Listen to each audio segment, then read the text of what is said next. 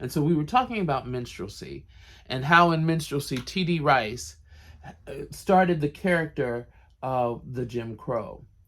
And he created a song, there was a dance, he based it off this African-American man that he saw dancing and singing. In doing so, he had a hit. But why was it important to have this cultural creation? Why was that cultural creation a hit, especially in the northern states in the beginning? Okay, and part of that, and the answer to that, is abolition and the right to vote for freed Africans. See, because the elite white, many of whom were abolitionists, were clamoring for the right to vote for freed Africans, but not for the newly arrived European immigrants.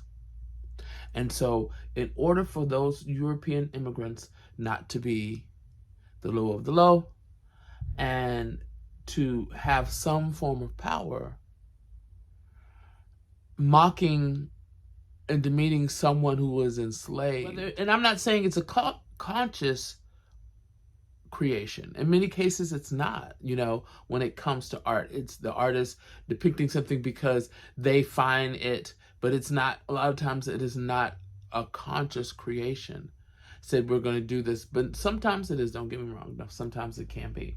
But in this case, it wasn't. But it fed into the mythology, because those Europeans, those newly immigrated Europeans, did not have access to the black body. So they didn't know. So they were trusting these men who called themselves Ethiopian delineators, who were going down to the South to document how slaves were living, and came back and reported on it, and reported that, it wasn't that bad. They were much better off. All that kind of stuff. The happy darky. So on and so forth. Okay. That lack of access gave them a vessel into which to put any narrative that they wanted.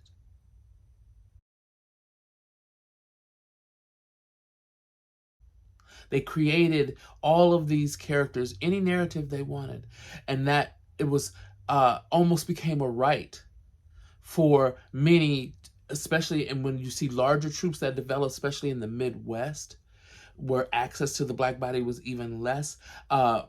You see large troops forming of just community members, because blackface was a thing. It was almost a rite of passage to be in a minstrel show. And you had local troops that were numbering in 50s. So it became a very big thing in this country. It was entrenched. The Mickey Mouse was based on a minstrel.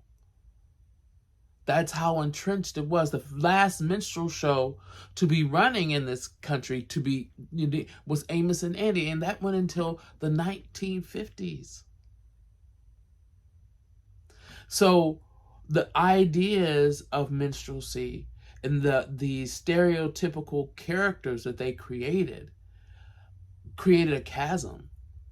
And so for those Africans who were freed and living in northern states, it was hell for them in many ways, because though they would often be attacked by white mobs, because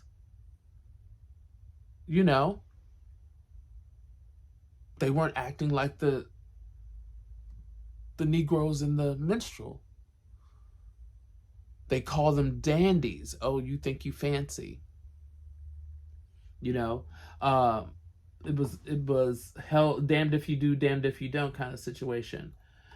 So for those African freed living in the northern states. So minstrelsy really laid this ugly foundation of how to view the African in the Americas, all to gain access to this hierarchical power, and all of it came in the vote. And so, and it laid the foundation for entertainment. I mean, minstrelsy was the first American entertainment form outside of what we were hearing, and the music was based on the music that they did hear, coming from the African rhythms, and melodies mixed with European sensibilities in the songs. It was imported. They made sheet music. They created costumes and makeup that was imported all over the world. And this was the idea, and this became the notion and the view of people of this is what is an African American.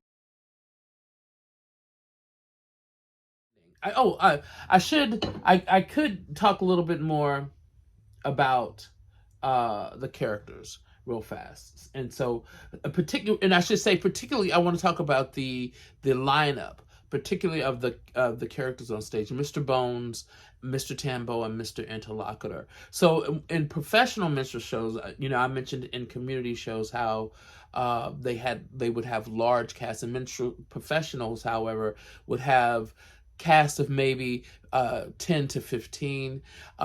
You would have Mr. Bones and Mr. Tambo, who were the two men. So they would sit in a semicircle, and they would sit at the end. One would play the bones, which were literally two bones that were tied together, or spoons that they would ham bone on their body, using their body as a percussive instrument.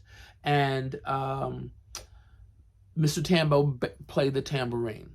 Okay, and then you had Mr. Interlocutor, who sat right in the middle, and to be and so this setup became the setup of comedy in the United States for the longest time. So we had vignettes, and the same structure that we see develop on vaudeville. It's coming out of the cabaret houses. This is coming out of minstrelsy as well. So the whole setup of comedy in the United States is set up this way. When we start to see, we see the as comedy develops more in the United States, we begin to lose Mr. Interlocutor to a certain extent. We have, or Mr. Tambo, or Mr. Bones. I don't know which how would, but you lose one of them. I would say you lose either Mr. Tambo or Mr. Bones. They become amalgamated. They become one clown. And then you have Mr. Interlocutor, who remains the straight man. You see them in the development of Martin and Lewis, Amos and Andy, Abbott and Costello. Those types of comedies, all of those came out of the minstrel show. So America's entertainment industry comes out of that. There's very little in America that cannot find some type of roots or tributary root that isn't tied to slavery. Go fight your mama. There's very little of the very few, very few. You will find a tribute. Promise you will find a tributary that's tied to slavery. That's why we say it is institutionalized, because it goes that deep.